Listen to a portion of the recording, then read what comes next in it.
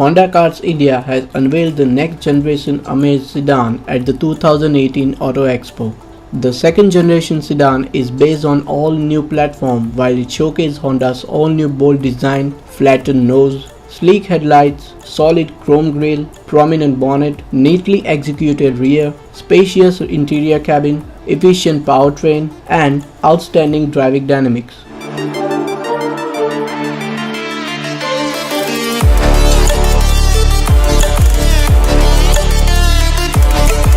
On the inside, there is a touchscreen display for the infotainment system, a new beige and black interior with nice fit and finish, and more cabin space than the previous generation car. It has been developed at Honda R&D Asia Pacific Company Limited located in Bangkok, Thailand.